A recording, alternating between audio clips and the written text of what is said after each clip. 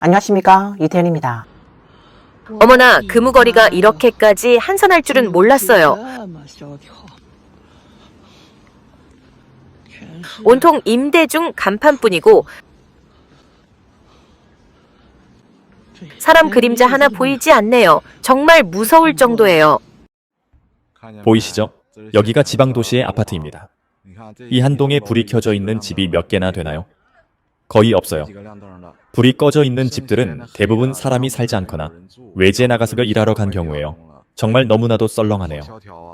지난 10여 년 동안 중국에서는 이른바 인구 빨대 현상이 급격히 퍼져나갔습니다. 외지 인구는 끊임없이 1, 2선 대도시로 몰려들고 반대로 3, 4, 5선 중소도시와 현 단위지역은 사람이 빠져나가며 속이 점점 비어가는 구조적 탈출 현상이 뚜렷하게 나타나고 있습니다. 수치는 더욱 충격적입니다. 동북지역의 약 90%에 달하는 현시가 인구 순유출 상태이며 중부지역은 84%, 서부지역 역시 77%가 인구 감소를 겪고 있습니다. 심지어 중국 경제의 핵심 축으로 평가되는 장강 삼각주 주변조차 예외가 아닙니다. 특히 강서 북부의 여러 현성은 매년 최소 1만 명 이상이 빠져나가는 심각한 인구 이탈이 이미 현실로 확인되고 있습니다. 현재 중국 전역의 약 1,500개 현이 도시 규모 축소와 지속적인 인구 유출이라는 이중 위기에 놓였습니다. 일부 전문가들은 지금과 같은 추세라면 전체 현의 90%가 장기적으로 소멸될 가능성도 있다라고 경고합니다.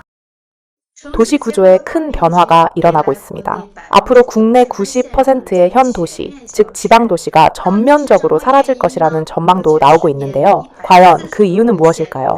지난 10년 동안 140여 개의 현이 외형을 바꿔 시 관할 구역으로 편입되었습니다. 전국의 작은 현 도시들이 눈에 띄게 빠른 속도로 사라지고 있는 상황입니다. 어떤 사람들은 앞으로 90%의 현 도시가 완전히 자취를 감출 수도 있다고 말합니다. 이런 변화가 시대의 흐름 때문인지 아니면 발전의 불균형에서 비롯된 것인지 궁금해지는데요. 2010년부터 2020년 사이 전국에서 총 141개의 현이 폐지되고 110개의 시, 관할 구역이 새로 생겼습니다. 과거의 군청 소재지는 인구 유출이 심각했을 뿐만 아니라 경제가 단조롭고 활력이 부족하여 거의 완전히 고갈되었습니다.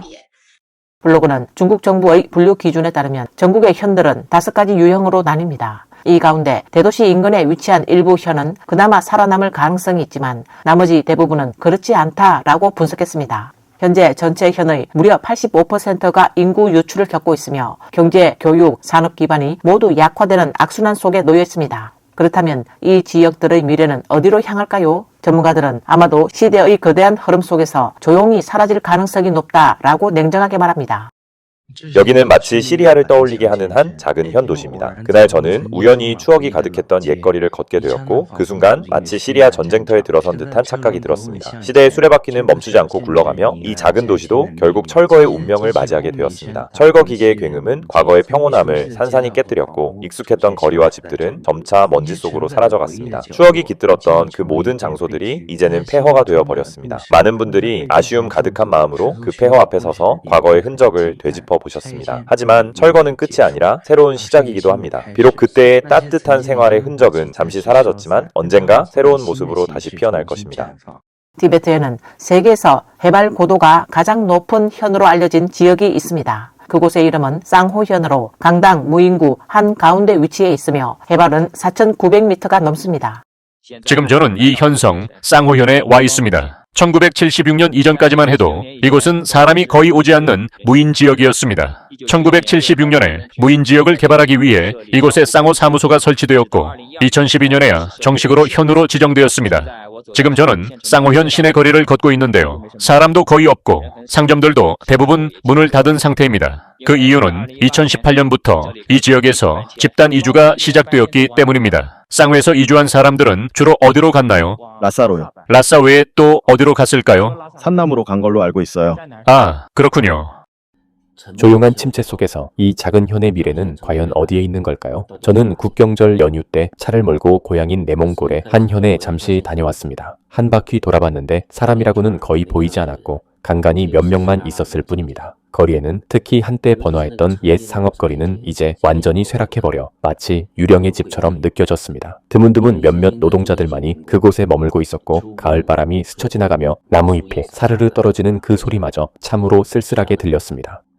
블로그는 어린 시절을 떠올리며 이곳이 한때 얼마나 활기찼는지 회상했습니다. 거리마다 좌판과 노점이 절비했고 명절만 되면 사람들로 북적여 발 디딜 텀조차 없었다고 합니다. 매년 설이 되면 어머니가 늘 들르던 천장수의 노점도 있었고 몰래 빠져나가 게임을 하던 작은 오락실도 기억 속에 생생합니다. 하지만 불과 20여 년이 지난 지금 이곳은 믿기 어려울 만큼 쇠락했습니다. 그는 문득 이 작은 현 도시가 과연 얼마나 버틸 수 있을까? 20해 뒤에는 다른 많은 자연촌처럼 사라지는 건 아닐까? 그리고 이런 운명을 앞둔 현 도시가 중국 전역에 과연 얼마나 더 남아있을까? 라고 생각했다고 합니다. 올해 현 단위 도시에서 외식업, 특히 중식 업종을 하시는 분들에게는 정말 쉽지 않은 한 해였던 것 같습니다. 최근에 저도 현지에서 중식당을 운영하시는 7, 8분 정도의 외식업 종사자분들과 운영 상황에 대해 이야기를 나눠 봤는데요. 그분들이 가장 많이 하신 말씀이 바로 식당 운영한 지 10수년 됐지만 올해가 제일 힘들다였습니다. 지금은 문을 닫을지 말지를 고민하며 하루하루 불안해하는 상황이라고 하셨어요. 월요일부터 금요일까지는 하루에 겨우 한두 테이블, 많아야 두세 테이블 손님이 전부라고 합니다. 토요일이나 주말에는 좀 나은 편이지만 그래도 하루에 10테이블 정도가 고작이라는 게 현실이라고 하시네요. 현 도시의 상황은 식당만 한산한 것이 아니었습니다. 이제는 휴대전화 매장조차 판매가 제대로 이루어지지 않는 실정이라고 합니다. 소비가 얼어붙으면서 일상적인 전자제품조차 팔기 어려운 상황으로 전락한 것입니다. 여러분 혹시 이 문제를 눈치채셨나요? 요즘 현 단위 도시에서는 휴대폰 가게들이 점점 사라지고 있습니다. 혹시 현에서는 휴대폰이 잘 안 팔리는 걸까요? 제가 최근에 몇몇 현을 방문해 보았는데요. 예전과 비교해 보면 휴대폰 가게 수가 약 40에서 50% 정도 줄어든 것 같았습니다. 현 단위 도시의 평범한 청년이라면 인생에서 꼭 한 번은 대도시에 나가 도전해보셔야 합니다. 이건 제가 직접 느낀 바입니다. 물론 많은 분들이 동의하지 않으실 수도 있고 반박하실 수도 있습니다. 요즘 작은 현에도 뭐든 다 있어서 편리하고 생활비도 저렴하고 부모님과도 가까우며 생활 리듬도 규칙적이고 사람 간의 정이 있는 사회라 행복감도 높다고요. 그 말씀도 맞습니다. 하지만 한번 생각해 보셨으면 합니다. 여러분의 고향 현에서는 돈이 되는 사업들, 예를 들면 부동산, 골재 채취, 물류, 교통 등 이런 돈이 되는 사업들이 과연 여러분과 관련이 있나요? 그런 사업들 뒤에는 대부분 왕씨, 이씨, 유씨, 장씨 집안 같은 기득권 가문들이 얽혀 있고 우리 같은 평범한 사람들에게는 기회조차 주어지지 않습니다.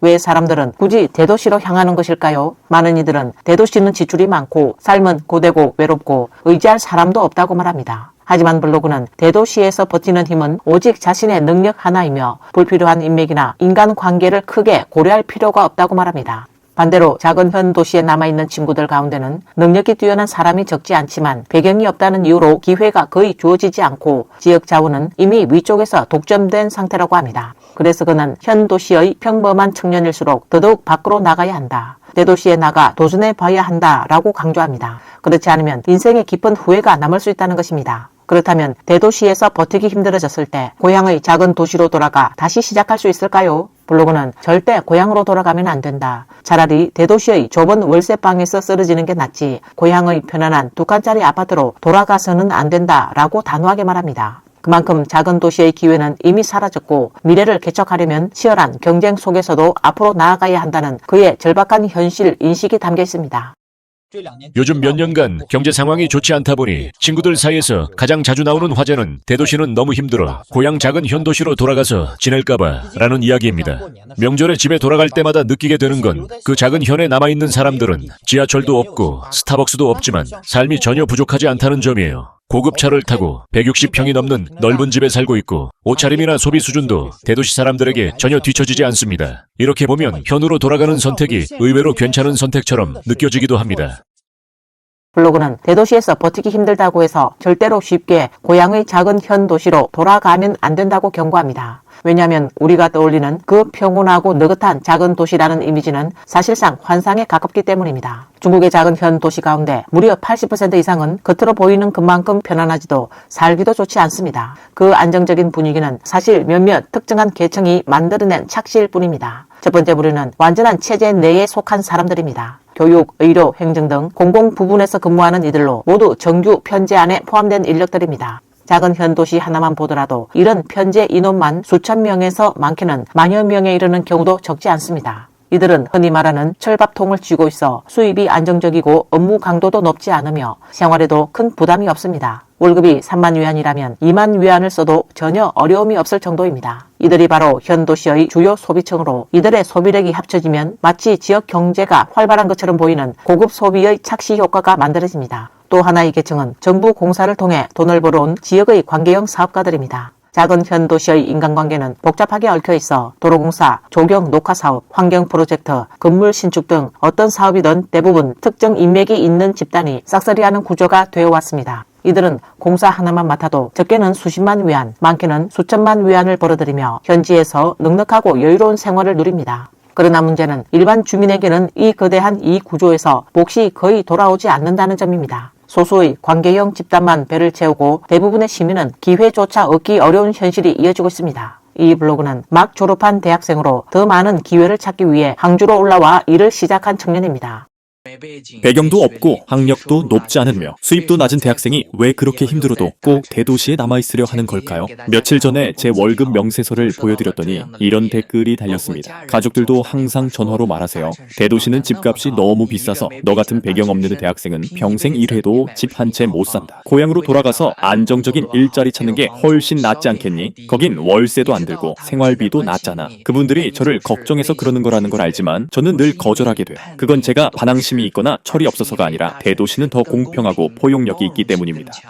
블로그는 예를 하나 들었습니다. 고향의 작은 현 도시에서 어떤 일을 처리하려고 하면 연줄이 있는 사람은 우선적으로 해결해주고 연줄이 없는 사람은 이리저리 떠밀리기 일쑤라고 합니다. 심지어 일이 되려면 선물을 건네거나 뒤로 문을 두드려야 하는 경우도 많습니다. 반면 대도시에서는 이런 고민이 거의 없습니다. 창구 직원들의 태도도 좋고 업무 처리 속도도 빠릅니다. 작은 현 도시에서는 체제 내를 제외하면 믿을 만한 일자리를 찾기가 어렵습니다. 블로그는 우리 같은 배경도 없고 특별한 지원도 없는 대학생이 작은 도시에서 자신의 길을 개척하기란 거의 불가능하다라고 말했습니다. 그에 비해 대도시는 신입들에게 더 많은 선택지를 제공합니다. 취업은 관계가 아니라 능력으로 경쟁하는 구조이며 이곳에서는 꿈을 말해도 누가 비웃지 않고 무엇을 하든 튀는 사람 취급도 받지 않습니다. 블로그는 산서성의 장치는 4성급 도시지만 생활비가 생각보다 높아 한 달을 열심히 살아도 모을 수 있는 돈이 거의 없다고 밝혔습니다.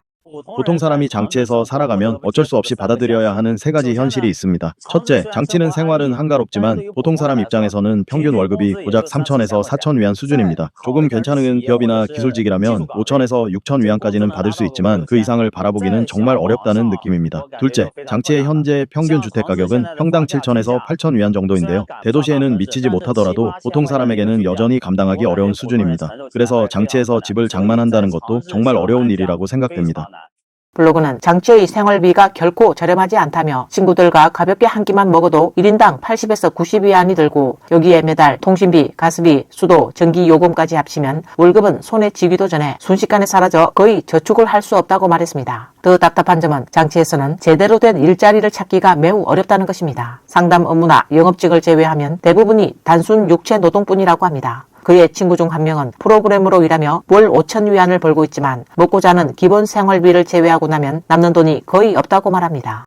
혹시 지금 저랑 비슷한 나이시라면 절대로 고향의 현 도시로 돌아가서 시간을 때우며 지내실 생각은 하지 마십시오. 저는 현 도시에서 2년을 보내고 나서야 깨달았습니다. 이곳은 정말 너무 작습니다. 작아서 학력이나 능력만으로는 절대 인맥을 이기지 못합니다. 이것은 제가 24살의 상해에서 무직으로 고향에 돌아온 뒤 2년 동안 느낀 솔직한 체험입니다. 제가 살고 있는 현 도시에는 상주 인구가 수십만 명쯤 되지만 실제로 결정권을 가진 사람들의 그룹은 아주 작습니다. 누가 땅을 얻을 수 있는지, 누가 수익성 좋은 가게를 열 수 있는지, 누구의 자녀가 명문 학교에 갈 수 있는지 등 이 모든 것은 일부 소수의 사람들 손에 달려 있습니다. 예를 들어 이 현 도시에서 체면 있는 직장을 구하려면 은행 시험에 지원하고 면접을 볼 때 면접관이 가족 중에 관련된 경험 있는 분 계세요? 라고 물어봅니다. 사실상 그건 인맥이나 줄이 있으세요? 라는 뜻입니다.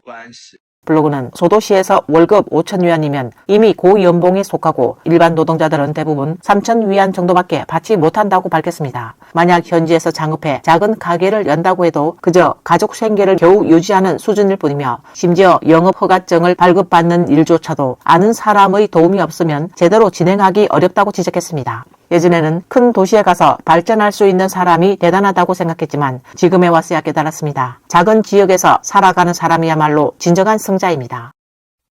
젊은 사람들이 작은 현에 남는 건 정말 앞날이 없는 일일까요? 저는 황천에서 태어나고 자란 토박이입니다. 졸업 후 강소성, 절강성, 상해 같은 대도시로 가지 않고 작은 고향 도시로 돌아와 한가로운 삶을 선택했습니다. 많은 사람들이 말하길 이 작은 도시는 젊은이들을 붙잡을 수 없다고들 합니다. 하지만 저는 기꺼이 이곳에 남기로 했습니다. 황천은 정말로 머물 가치가 없는 곳일까요? 물론 이곳은 5성급의 작은 도시입니다. 여기서는 어떤 일을 하든 황천을 가로지르는 황허강에 맞춰야 하고 거리도 항상 조금 느릿느릿합니다. 하지만 그건 침체가 아니라 사람들이 다들 알고 있기 때문입니다. 밖에 나가 한 바퀴 돌아봐도 갈 수 있는 곳이 몇 군데 안 되니 자연스럽게 발걸음도 느려지는 거죠. 블로그는 대도시에 비해 자신은 오히려 이 작은 현을 더 사랑하게 되었다고 말했습니다. 이곳 사람들은 모두 느긋하고 여유로워 마치 아무도 급하게 살아가지 않는 것처럼 보인다고 합니다. 현지 주민들의 월급은 보통 3,000위안 정도인데 그중 2,800위안을 거의 모두 먹는 데 사용하며 거리에는 온갖 종류의 음식점이 가득하다고 합니다. 그녀는 비록 이곳에서 큰 돈을 벌 수는 없지만 그래도 머물고 싶다며 북경의 화려함이나 상해의 풍족함보다 이 작은 황천이 가진 생활의 온기와 서민들의 연기 냄새가 더 좋기 때문이라고 말했습니다. 오늘 뉴스는 여기까지입니다. 시청해주셔서 감사합니다.